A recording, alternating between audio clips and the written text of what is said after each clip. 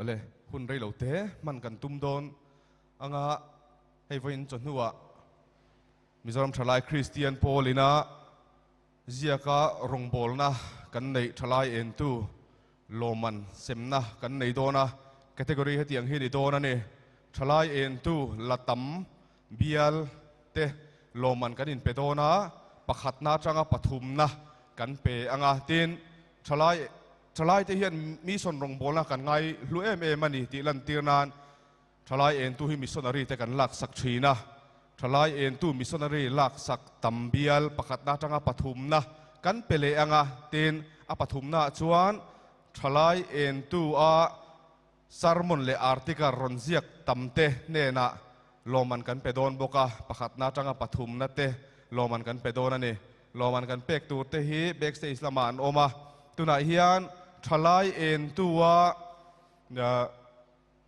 bialanga Thalai Entu kopi la tamte Lawmman kan hlan don anga hilai hian kan joint editor rombol tu pi silal biak dika oma alo chuak anga heta hian Lawmman min sem sak don ani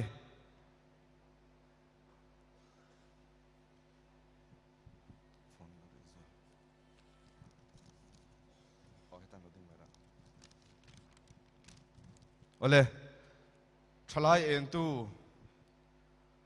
kopi latam ber pathumna bial chu Mtkp Republic Veng Thang Pastor Bial ten ni lo chuak sela khong ai Republic Veng Thang Pastor Bial te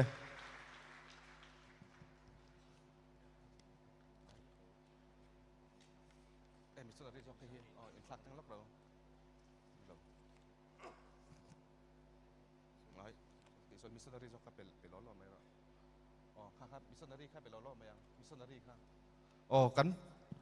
confused deu le ka kan ti sual deu hai hi missionary lak sak tam ber zo kan Republic Veng Thang hi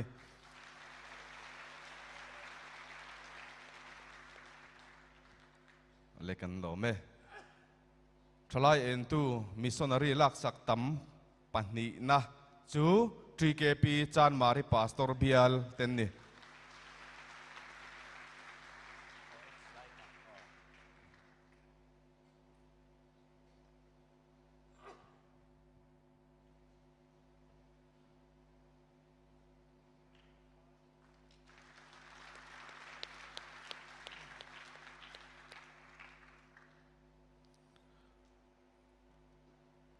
missionary Thalai Entu lak sak tamber bial chu Mtkp long tlai not Pastor Bial ten ni bial soi tu te an so me an bial soi tu ten local vek don ani om zong kha long tlai not bial te hi Thalai Entu an ngai poimo a copy te pon latam thina missionary lak sak tam ber bial an ni e long tlai not bial te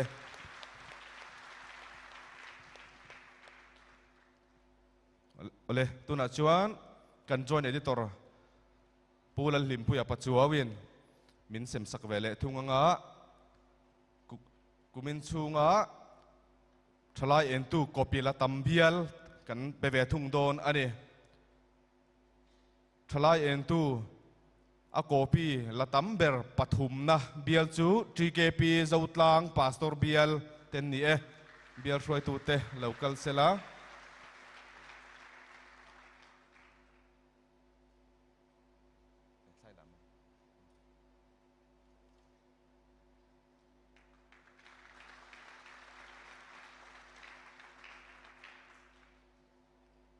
pani na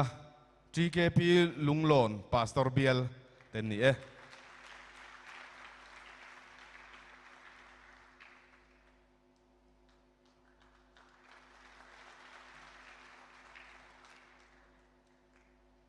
Thalai Entu kopi latam ber bial Mtkp chan mari Pastor Bial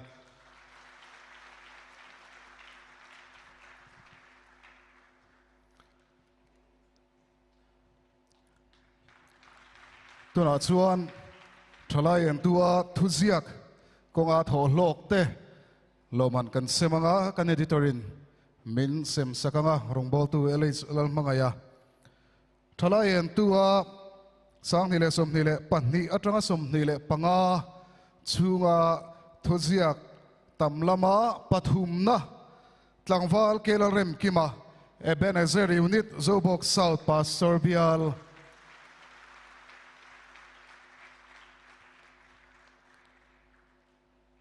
Tranem ngai taka thuziak tho thrinte awang hian Thalai Entu hi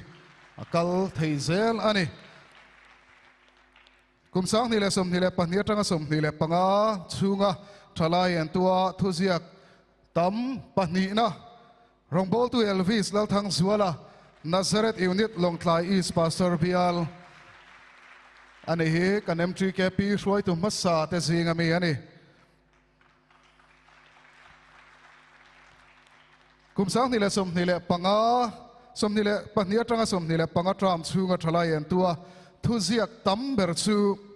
tlangwal vi biak than puya Mtkp Aizol West unit Zotlang Pastor Bial Aizol ani athuziak in muthina chuan thantea H2B tikhani ole khatizong kha Thalai Entu na hun kan man thei su ni kan lo me